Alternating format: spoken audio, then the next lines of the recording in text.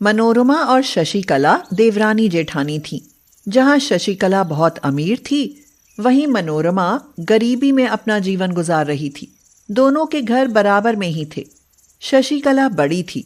सुबह सुबह वह अपने घर की खिड़की से मनोरमा के घर की तरफ झांक रही थी। तभी उनकी बहू कंचन बोली, क्या है मम्मी जी, जब देखो आप उन गरीबों के घर की तरफ झांकने लगती हो। कंचन, जब देखो तब तुम उन्हें गरीब कहती रहती हो। वो जैसी भी है मेरी देवरानी और तुम्हारी चाची सास है। मालूम है मुझे वो जो भी हैं, उनके चूल्हे से धुआं उठा नहीं कि आप खिड़की खोलकर खड़ी हो जाती हो। पता है धुएं से स्किन काली पड़ जाती है। शशिकला खिड़की बंद करके अपने कमरे में चली गई। बहुत देर हो गई, खाने का समय हो चला था। वह कंचन से बोली, ये क्या कर रही हो बहू? मैं कपड़े धो रही हूँ मम्मी जी, लाओ आपके भी धो दूं। लेकिन तुम तो मुंह पर कुछ लगाए बैठी हो।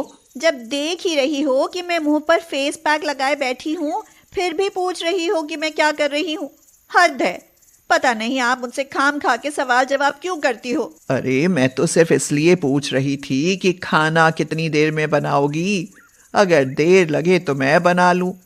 शुगर की मरीज हूं ना, भूखा नहीं रहा जाता। आप और खाना, किसी सामान को बिल्कुल भी हाथ मत लगाना।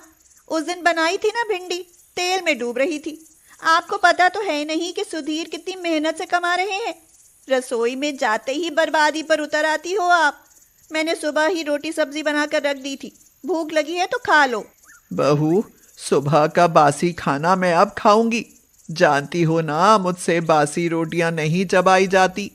एक मनोरमा है जिसके घर में तीनों समय चूल्हा जलता है, और एक तुम हो जो पूरे दिन इस मुंह की डेंटिंग पेंटिंग में लगी रहती हो। मम्मी जी, लोहे की रोटियां नहीं बनाई मैंने जो चबा ही नहीं पाओगी। और सुबह का खाना क्या बासी हो गया? अमीर लोग गैस पर खाना बनाते हैं, वो हमेशा ताज़ा लगता है। और चूल्हे पर बनाया खाना राख से लिपटा हुआ। छी छी, इससे तो बासी खाना अच्छा। तुमसे भला कोई बातों में जीत सका है?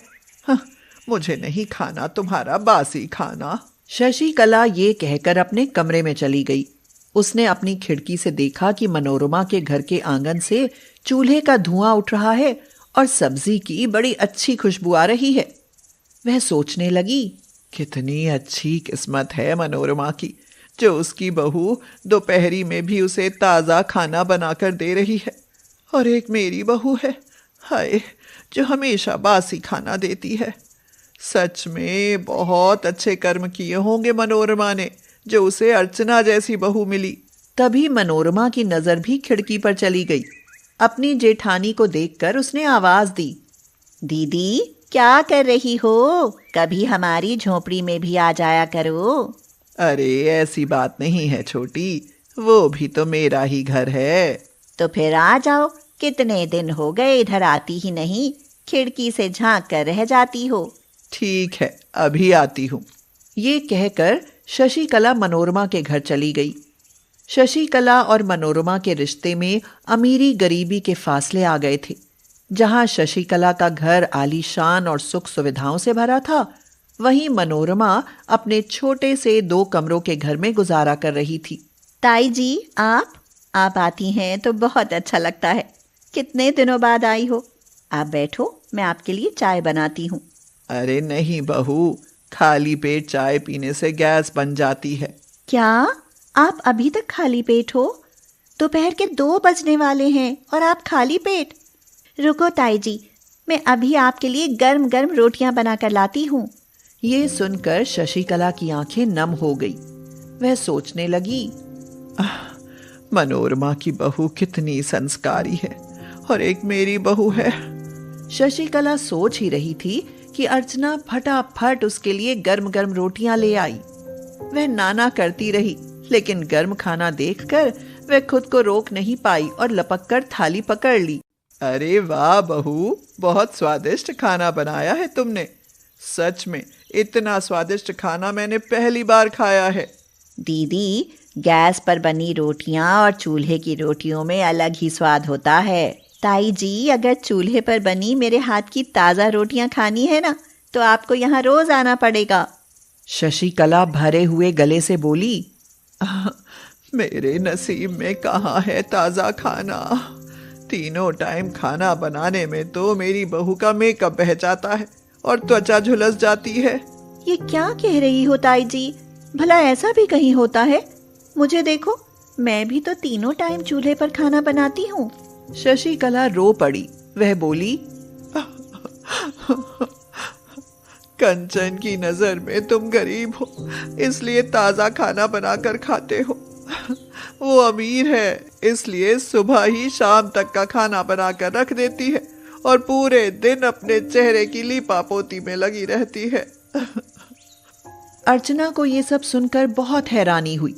वह कुछ सोचकर बोली, ताई जी, कंचन की बीमारी मेरे समझ में आ रही है। उसकी इस बीमारी का इलाज है मेरे पास। इलाज?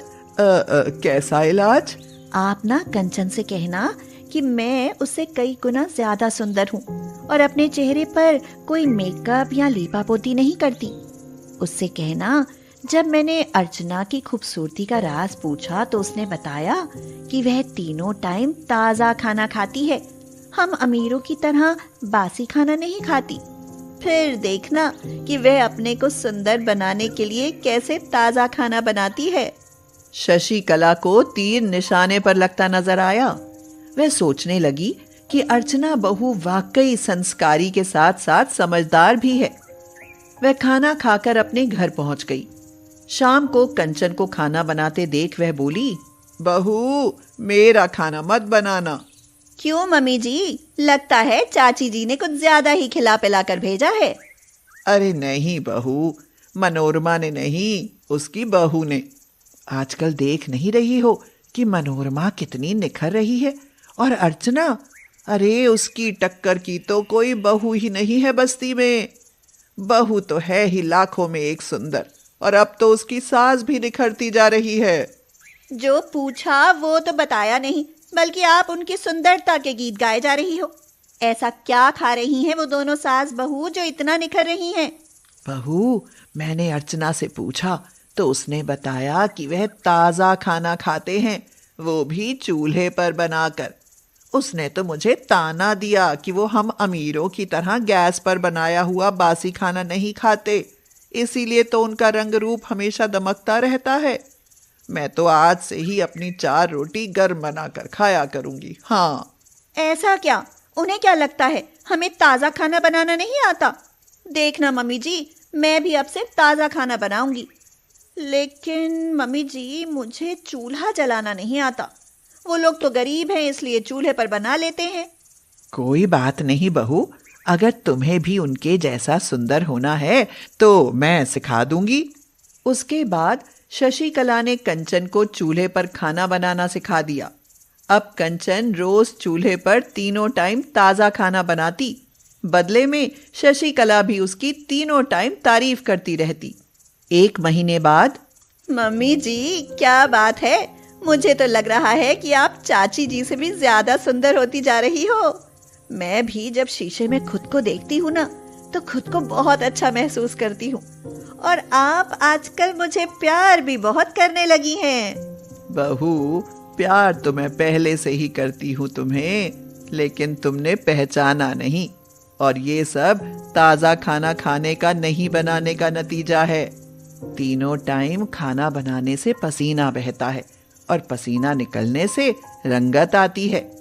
पहले तुम 1 टाइम खाना बनाकर फोन या मेकअप में घुसी रहती थी, अब तुम्हारा ख्याल काम में रहता है, जिसकी वजह से तुम्हारे अंदर चुस्ती रहती है। अरे अगर अर्चना मुझे ये सब करने के लिए नहीं कहती तो तुम अपनी असली सुंदरता कभी देख ही नहीं पाती। आप सही कह रही हो मम्मी जी, मुझे माफ कर देना। अब मैं उन्हें गरीब कहकर कभी मजाक नहीं उड़ाऊंगी और हमेशा ताजा खाना बनाऊंगी। हाँ। उसके बाद कंचन ने कभी बासी खाना बनाकर नहीं रखा। रजनी आज बहुत खुश है क्योंकि उसके सबसे छोटे बेटे पंकज की शादी है। शादी की सभी रस्मों रिवाजों को पूरा करके वह अपनी सबसे छोटी बहू मोनी को घर ले आती है। सुनो मोनी, घर के नाम पर हमारे पास बस एक यही कमरा है। इस एक कमरे में माँ, हम चारों भाई और भाभियाँ रहती हैं। अब से आपके सारे सुख दुख मेरे हैं और यही मेरा परिवार है। हाँ, अच्छा सुनो, कल मैं और तीनों भाई काम करने के लिए बाहर चले जाएंगे। ठीक है। इतना कहकर वह दोनों भी सबके साथ सो गए। सुबह जल्दी उठकर बिना किसी को जगाए मोनी ने सारा काम किया और चारों भाइयों के लिए खाना बांधकर रख दिया। इतने में सब लोग उठ गए। रजनी ने कहा, अरे बहू, तू इतनी जल्दी क्यों उठ गई? थकी होगी, आराम कर लेती। नहीं माँ, इनको आज बाहर जाना है। एक तू है जिसे अपने पति की इतनी चिंता है, बाकी सब तो घोड़े बेचकर सो रही थी। इतने में चारों बेटे वहां आ गए। बड़ा बेटा बोला, ठीक है माँ, अपना ध्यान रखना। अब हम लोग चलते हैं। हुआ तो 1-2 महीने बाद जब पैसे कमा लेंगे तो घर आ जाया करेंगे।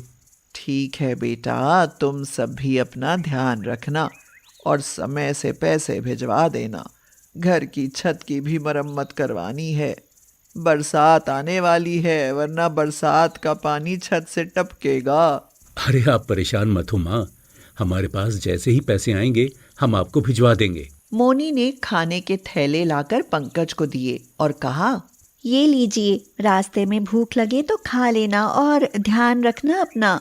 तुम भी ध्यान रखना अपना, जल्दी घर आऊंगा। इतना कहकर चारों भाई चले जाते हैं। अगले ही दिन से तीनों जेठानियां अपना असली रंग दिखाने लगी। ऐसे ही धीरे धीरे 1 महीना बीत गया। एक दिन बड़ी जेठानी बोली, अरे सुनो मोनी, मेरा कुछ चटपटा खाने का मन है। ऐसा करो, तुम मेरे लिए आज आलू की कचौरी बना दो। इतने में दूसरी जेठानी बोली, मेरा कुछ मीठा खाने का मन है। एक काम करो, थोड़ी खीर भी बना लेना। तभी तीसरी जेठानी भी बोल पड़ी, मुझे तो बस 1 कप अदरक वाली चाय पिला दो। दीदी, आलू खत्म हो गए हैं, मुझे बाजार से लाना होगा। आज आप सब लोग खीर ही खा लीजिए, मैं कल बाजार जाकर आलू ले आऊंगी। तुझे नहीं बनाना तो मत बना, बहाने क्यों कर रही है? हाँ। इतना कहकर वह तीनों बाहर घूमने चली जाती हैं।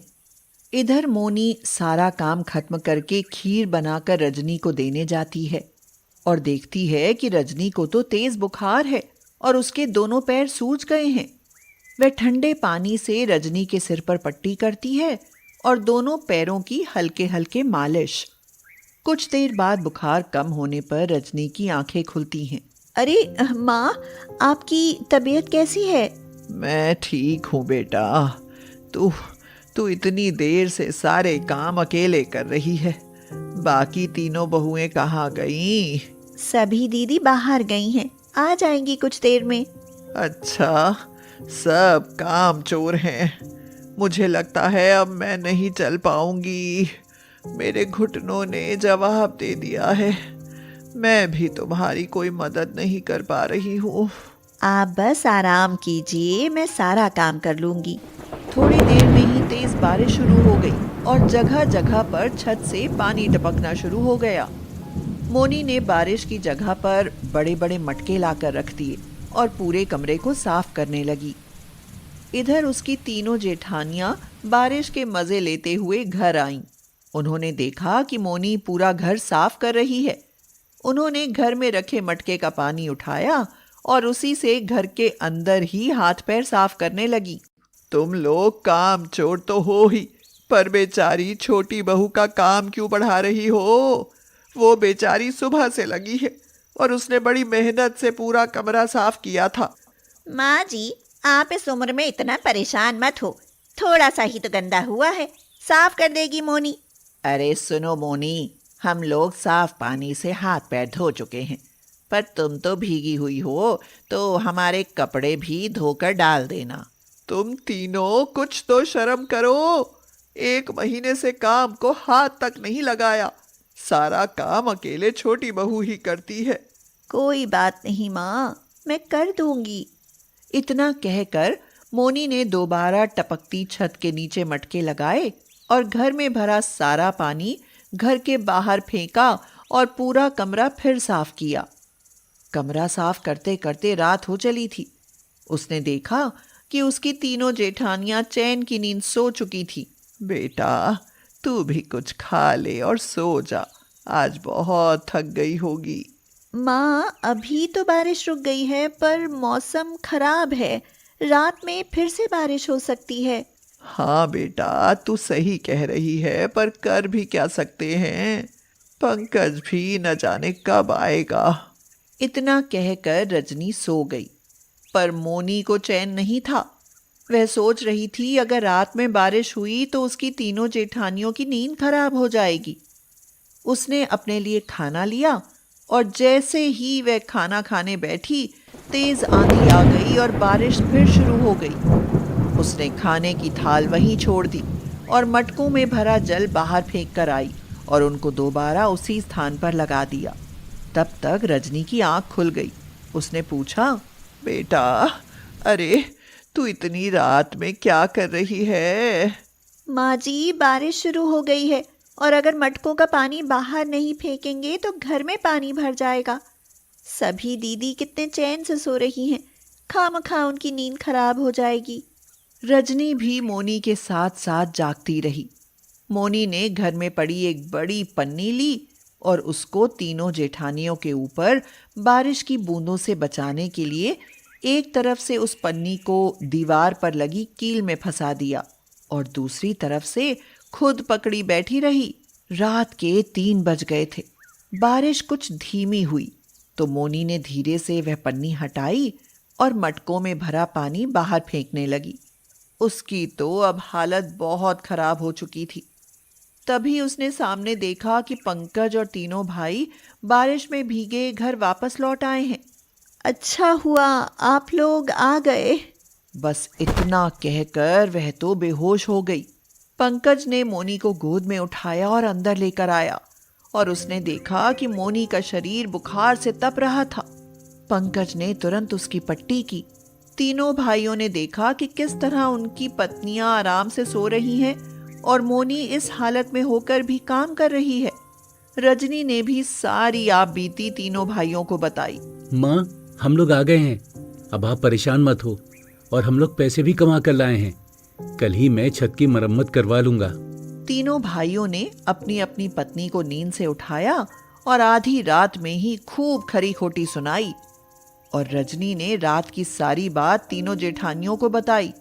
रात की बात सुनकर तो तीनों जेठानियां शर्म से पानी पानी हो गईं और तीनों रोने लगी और मोनी से अपने किए की क्षमा मांगी। मोनी ने खुशी खुशी उनको अपने गले से लगा